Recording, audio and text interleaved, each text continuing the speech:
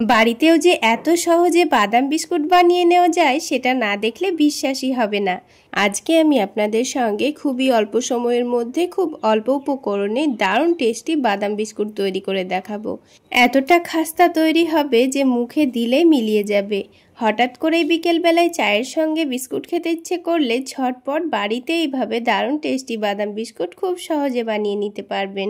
তো বাদাম বিস্কুট তৈরি করে নেওয়ার জন্য আমাদের বাদাম লাগবে। তো এখানে একটা প্যানের মধ্যে হাফ কাপ পরিমাণ কাঁচা বাদাম নিয়ে নিয়েছি।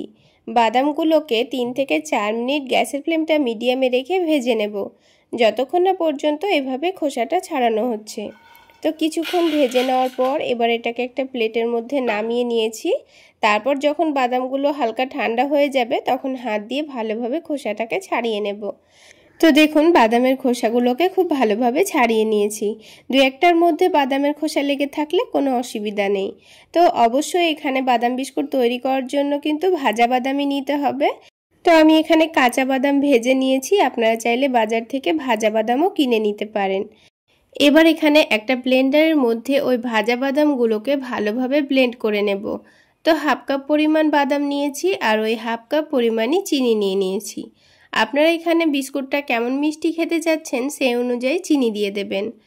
তো এবার বাদাম আর চিনিটাকে ভালোভাবে গুঁড়ো করে নিয়েছি। বাদামটাকে একটু গুঁড়ো করে নিলে দেখবেন খুব অল্প সময়ের মধ্যে গুঁড়ো হয়ে যাবে।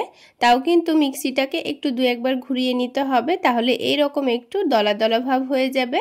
মানে বাদামের মধ্যে তেল থাকে, সেই জন্য এরকম একটু আঠালো করে গুঁড়ো করে নিতে হবে। এবার এটাকে এখন এক সাইডে রেখে দেব। এবার এদিকে আলাদা একটা মিক্সিং বোলের মধ্যে আমি হাফ কাপ পরিমাণ ময়দা নিয়ে নিচ্ছি। আমি এখানে ময়দা দিয়ে বিস্কুটগুলো বানিয়ে নেব, আপনারা চাইলে আটা দিয়েও বানাতে পারেন। এবার এই ময়দার মধ্যে একটা 10 টাকা দামের গুঁড়ো দুধের প্যাকেট পুরোটাই দিয়ে দিচ্ছি।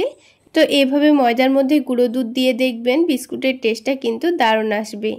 এবার এখানে হাফ টেবিল চামচ পরিমাণ বেকিং পাউডার দিয়ে দিয়েছি। এবার শুকনো উপকরণগুলোকে চামচ দিয়ে ভালোভাবে মিশিয়ে নেব।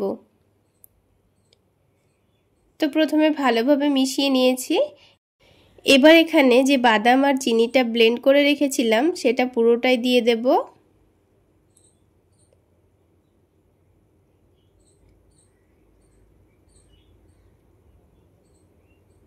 তো বাদাম চিনির গুঁড়োটা দিয়ে এবার ময়দার সঙ্গে সবকিছু একসঙ্গে ভালোভাবে মাখিয়ে নিতে হবে। তো সবকিছু একসঙ্গে মাখিয়ে নেওয়ার আগে এখানে অল্প করে একটু লবণ দিয়ে দিচ্ছি। বিস্কুটগুলো মিষ্টির সঙ্গে সঙ্গে একটু নোনতা নোনতা লাগলে কিন্তু বিস্কুটগুলো খেতে দারুণ লাগে। তো সবকিছু একসঙ্গে ভালোভাবে মাখিয়ে নিতে হবে। তো দেখুন 2-1 মিনিট সময় নিয়ে সবকিছু একসঙ্গে ভালোভাবে ডলে ডলে মাখিয়ে নিয়েছি। আর এরকম একটু মুঠো করলেই কিন্তু খুব সুন্দর দলা পেকে যাচ্ছে। তো এবার আমাদের ময়দাটা মেখে নিতে হবে। আর বিস্কুট তৈরি করার জন্য কিন্তু ময়দাটা আমরা কোনো রকম দুধ বা পানি দিয়ে মাখবো না, ময়দাটা আমাদের কিন্তু তেল দিয়ে মেখে নিতে হবে, তাহলে বিস্কুটগুলো অনেকটাই খাস্তা তৈরি হবে। তো এখানে আমি 5 টেবিল চামচ মতো সয়াবিন তেল নিয়ে নিয়েছি। সব কিছু একসঙ্গে ভালোভাবে মাখিয়ে নিচ্ছি। পরে আরও 2 টেবিল চামচ মতো তেল দিয়ে আবারও সব কিছু একসঙ্গে মাখিয়ে নেব। এখানে একেবারে কিন্তু তেলটা দিয়ে দিইনি, অল্প অল্প করে বারে বারে দিয়েই ময়দাটা মেখে নিচ্ছি, কারণ এখানে অনেকটা তেল দিয়ে দিলে কিন্তু এই ডোটা অনেকটাই নরম হয়ে যেতে পারে। তো আমি এখানে তেল দিয়ে ময়দাটা মেখে নিয়েছি, আপনারা চাইলে গলানো বাটার দিয়েও মেখে নিতে পারেন। এবার দেখুন ময়দার কনসিস্টেন্সিটা এইরকম করেই মেখে নিতে হবে, খুব বেশি শক্তও হবে না আবার অনেকটা নরমও হবে না। তো বিস্কুট তৈরি করার জন্য ডোটা কিন্তু আমাদের পারফেক্ট রেডি হয়ে গেছে। তো এখন এই ডোটাকে আর কোনো রকম রেস্টেও রাখতে হবে না, ডাইরেক্ট বিস্কুটগুলো তৈরি করে নিলেই হয়ে যাবে। তো ডোটা একটু সাইডে রেখে এখন যে প্লেটের মধ্যে আমি বিস্কুটগুলো বেক করে নেব, তো এখানে আমি একটা ছোট সাইজের স্টিলের প্লেট নিয়ে নিয়েছি। প্লেটটার মধ্যে অল্প করে একটু তেল মাখিয়ে নিচ্ছি, তাহলে বিস্কুটগুলো উঠিয়ে নিতে খুবই সুবিধা হবে। আর আলাদা একটা প্লেটের মধ্যে অল্প একটু বাদামও নিয়ে নিচ্ছি। বাদামগুলো এখানে ভাজা বাদাম অল্প একটু আধ ভাঙা করে গুঁড়ো করে নিয়েছি। তো এই বাদামটাও আমি এখন রেডি করে রেখে দিলাম। এবার আমি আপনাদের বিস্কুটগুলো তৈরি করে দেখিয়ে দিচ্ছি। তো বিস্কুটগুলো আপনারা আপনাদের পছন্দ মতো যে কোনো শেপ দিয়েই বানিয়ে নিতে পারেন। তো আমাদের এখানে দোকানে যে রকম শেপের বাদাম বিস্কুটগুলো পাওয়া যায় আমি ঠিক সেই রকমভাবে বাদাম বিস্কুটগুলো তৈরি করে নেব। তো সেই জন্য অল্প করে একটু ময়দার মিশ্রণটা নিয়ে হাতের মধ্যে গোল করে একটু লম্বা শেপ দিয়ে নিচ্ছি। আর এই বিস্কুটগুলো কিন্তু খুব বেশি মোটা করে তৈরি করা যাবে না, তাহলে বেক হতে অনেকটা সময় লেগে যেতে পারে। এবার এটাকে বাদামের মধ্যে ভালোভাবে কোট করে নিতে হবে, তাহলে কিন্তু বাদাম বিস্কুটের শেপটা খুব সুন্দর চলে আসবে। তো দেখুন একটা বিস্কুট কিন্তু আমাদের তৈরি করা হয়ে গেল। তো দেখুন বিস্কুটটা দেখতে কতটা লোভনীয় মনে হচ্ছে। আর এইরকমভাবে বিস্কুটগুলো বানিয়ে খেয়ে দেখবেন পুরো দোকানের মতোই খেতে লাগবে।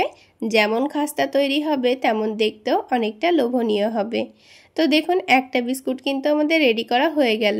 ঠিক একইভাবে আমি আপনাদের আরও একটি বিস্কুট তৈরি করে দেখিয়ে দিচ্ছি। তাহলে বন্ধুরা আজকের এই বাদাম বিস্কুটের রেসিপি আপনাদের কেমন লাগলো অবশ্যই কমেন্ট সেকশানে জানাবেন। আর ভালো লাগলে একটা লাইক শেয়ার করে দেবেন। আর আমার এই সহজ রেসিপিগুলো যদি ইউটিউব চ্যানেল থেকে দেখে থাকেন চ্যানেলটি সাবস্ক্রাইব করে দেবেন। আর ফেসবুক পেজ থেকে দেখে থাকলে পেজটি ফলো করে দেবেন। তো দেখুন এখানে ছোট প্লেটে আমি এখানে 6টা মতো বিস্কুট রেডি করে নিয়েছি। এবার এই 6টা বিস্কুটকে প্রথমে বেক করে নেব, বাকি বিস্কুটগুলো পরে বেক করে নেব। তো বিস্কুটগুলো বেক করে নেওয়ার জন্য এখানে আগে থেকে একটা প্যান ভালোভাবে গরম করতে বসিয়ে রেখেছিলাম। আর তার মধ্যে একটা স্ট্যান্ড দিয়ে দিয়েছি। এবার এই প্লেটটাকে রেখে দেব। তারপর ঢাকনা দিয়ে ঢেকে গ্যাসের ফ্লেমটা একেবারে লোতে করে দিয়ে 15 মিনিট মতো বেক করে নেব। আর যেই ঢাকনার মধ্যে একটা ফুটো আছে সেটা ফুটোটা একটু বন্ধ করে দিতে হবে। তারপর এটাকে গ্যাসের ফ্লেমটা লোতে রেখে আমি 15 মিনিট মতো বেক করে নিয়েছি। এবার বিস্কুটগুলো উঠানোর সময় আপনাদের একটা জিনিস লক্ষ্য রাখতে হবে, বিস্কুটগুলো গরম অবস্থায় কিন্তু অনেকটাই নরম থাকে, তাই লক্ষ্য রাখবেন গরম অবস্থায় বিস্কুটগুলো কিন্তু একদম উঠাতে যাবেন না। তো এটাকে নামিয়ে পুরোপুরি ঠান্ডা হয়ে যাওয়ার পরেই কিন্তু আমি আপনাদের বিস্কুটগুলো উঠিয়ে দেখিয়ে দিচ্ছি। তো প্লেটটাও পুরোপুরি ঠান্ডা হয়ে গেছে আর বিস্কুটগুলোও কিন্তু পুরোপুরি ঠান্ডা হয়ে গেছে। এবার দেখুন খুব সহজে বিস্কুটটা কি সুন্দর প্লেট থেকে উঠে আসছে। আর দেখুন বিস্কুটের নিচের দিকটাও কি সুন্দর বেক হয়ে গেছে, পুরো দোকানের মতোই হয়েছে। আর এই বিস্কুটের নিচের দিকটাও দেখুন একটুও পুড়ে যায়নি বা কাঁচাও নেই, পারফেক্ট বিস্কুট তৈরি হয়েছে। আর প্লেট থেকে দেখুন কত সুন্দর উঠে আসছে, সবগুলো বিস্কুটই কিন্তু পারফেক্ট তৈরি হয়েছে। আর বিস্কুটগুলো প্লেট থেকে ওঠানোর সময় যদি অসুবিধা মনে হয় তাহলে ছুরি দিয়ে এভাবে ওঠানোর চেষ্টা করবেন, খুব সহজেই উঠে আসবে। তো দেখুন বন্ধুরা সবগুলো বিস্কুট পারফেক্ট তৈরি হয়েছে। বাকি বিস্কুটগুলো আমি একইভাবে বেক করে নিয়েছি। আর সবগুলো বিস্কুটই পারফেক্ট তৈরি হয়েছে, একটা বিস্কুটও ভেঙে যায়নি। তো বন্ধুরা এবার একটা বিস্কুট আমি আপনাদের ভেঙে দেখিয়ে দিচ্ছি। বিস্কুটের ভেতরটা পারফেক্ট তৈরি হয়েছে। আর দেখুন দেখতে কতটা লোভনীয় হয়েছে, হুবহু দোকানের মতোই লাগছে আর খেতেও কিন্তু দুর্দান্ত হয়েছিল। এইভাবে বিস্কুটগুলো বানিয়ে আপনারা 2-1 মাস এইভাবে সংরক্ষণ করে কৌটোয় ঢুকিয়ে খেতে পারবেন। আর দেখুন বিস্কুটটা কতটা খাস্তা তৈরি হয়েছে। তাহলে বন্ধুরা আজকে এই পর্যন্তই। সকলে অনেক বেশি ভালো থাকবেন, সুস্থ থাকবেন। দেখা হচ্ছে আরও একটি নতুন রেসিপি নিয়ে নেক্সট এপিসোডে।